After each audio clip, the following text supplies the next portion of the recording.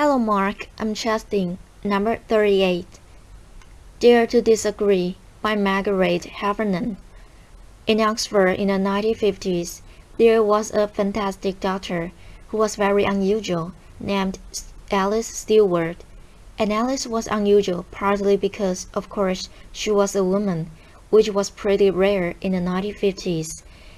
And she was brilliant. She was one of at the time, the youngest fellow to be elected to the Royal College of Physicians. She was unusual too because she continued to work after she got married, after she had kids, and even after she got divorced and was a single parent. She continued her medical work.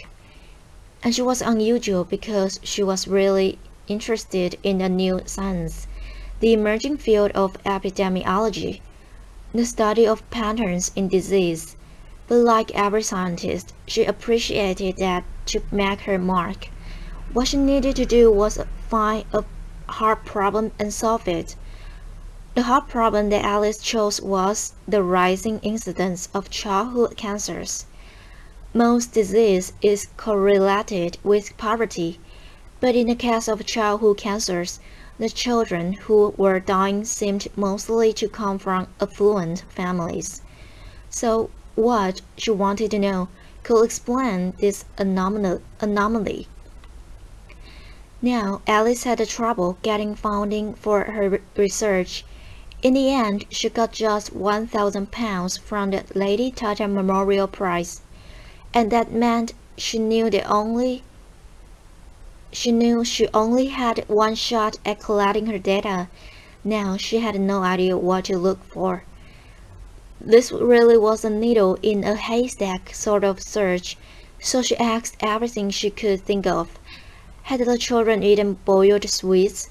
Had they consumed colored drinks? Did they eat fish and chips? Did they have indoor or outdoor plumbing? What time of life had they started school? And when her carbon-copied questionnaire started to come back, one thing and one thing only jumped out with a statistical clarity of a kind that most scientists can only dream of. By a rate of 2 to 1, the children who had died had had mothers who had been X-rayed when pregnant. Now that finding flew in the face of conventional wisdom. Conventional wisdom held that everything was safe up to a point, a threshold.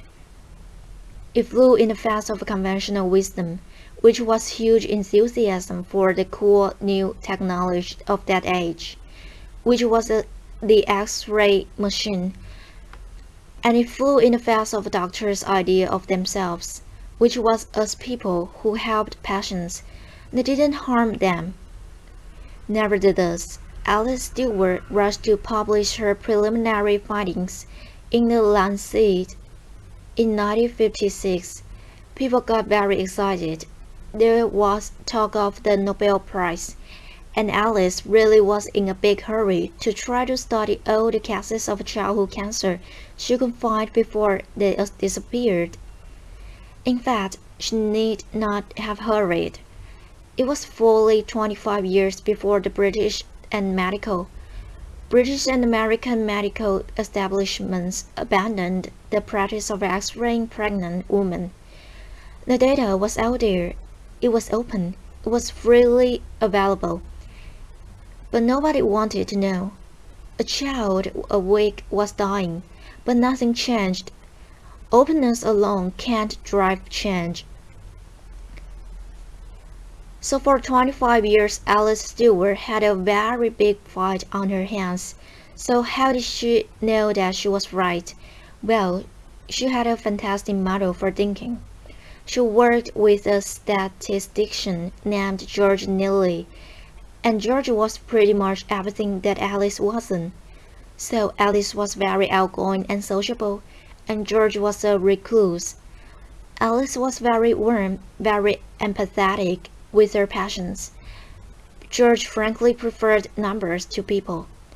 But he said this fantastic thing about their working relationship. He said, "My job is to prove Dr. Stewart wrong." He actively sought this confirmation. different ways of looking at her models, at her statistics, different ways of crunching the data in order to disprove her. He saw his job as creating conflict around her theories, because it was only by not being able to prove that she was wrong that George could give Alice the confidence she needed to know that she was right. It's a fantastic model of collaboration. Thinking partners who aren't echo chambers. I wonder how many of us have or dare to have such collaborators. Alice and George were very good at conflict. They saw it as thinking. So what does the kind of constructive conflict require? Well, first of all, it requires that we find people who are very different from ourselves. That means we have to resist the neurobiological drive, which means that we really prefer people mostly like ourselves. And it means we have to seek out people with different backgrounds, different disciplines, different ways of thinking, and different experience, and find ways to engage with them. That requires a lot of passions and a lot of energy. And the more I've thought about this, the more I think really that that's a kind of love, because you simply won't commit that kind of energy and time if you don't really care. And it also means that we have to be prepared to change our minds. Alice's daughter told me that every time Alice went head to head with a fellow scientist, that made her think and think and think again. My mother, she said, my mother didn't enjoy a fight, but she was really good at them. So it's one thing to do that in a one-to-one relationship, but it strikes me that the biggest problems we face, many of the biggest disasters that we've experienced, mostly haven't come from individuals. They've come from organizations, some of them bigger than countries, many of them capable of affecting hundreds, thousands, and even millions of lives. So how do organizations think? Well, for the most part, they don't. And that isn't because they don't want to. It's really because they can't. And they can't because the people inside of them are too afraid of conflict.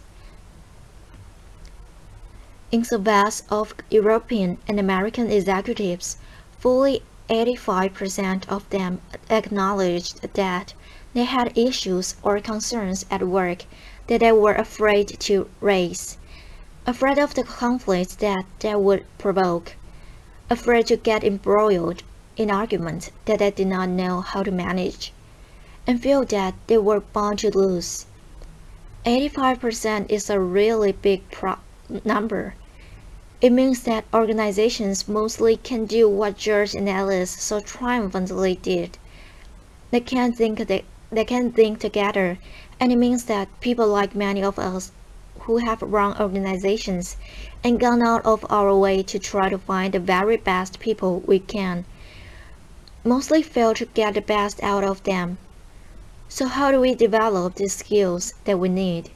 Because it does take skill and practice too.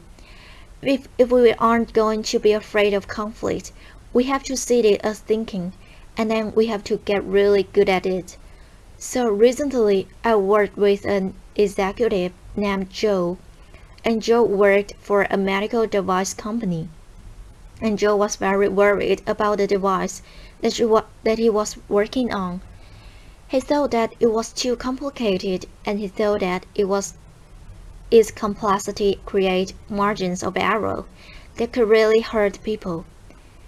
He was afraid of doing damage to the patients he was trying to help.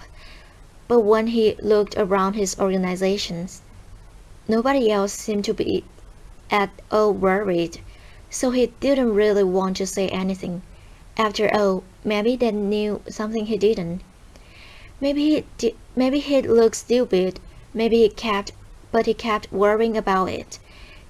And he worried about it so much that he got to the point where he thought the only thing he could do was leave a job he loved.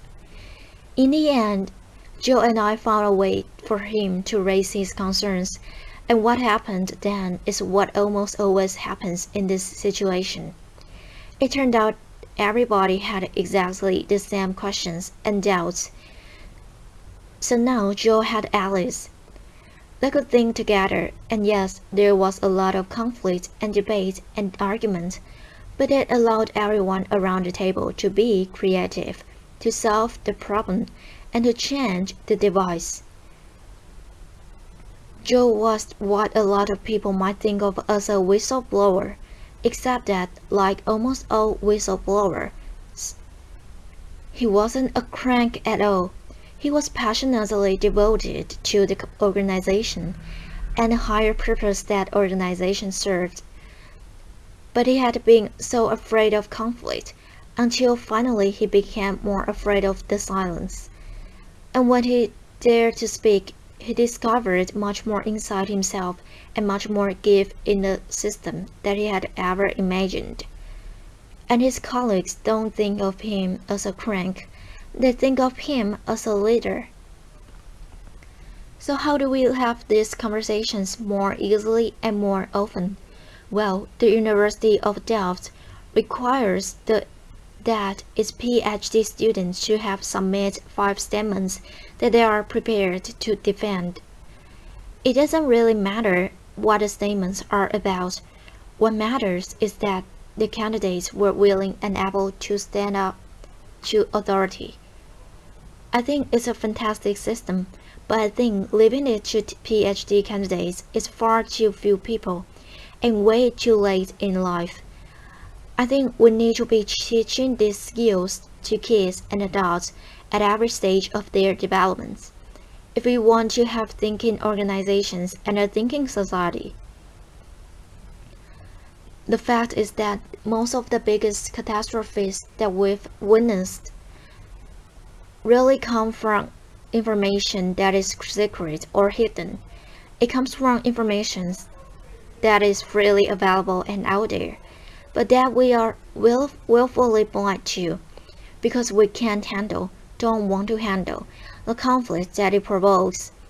But when we dare to break that silence, or when we dare to see, and we create conflict, we enable ourselves and the people around us to do our very best thinking.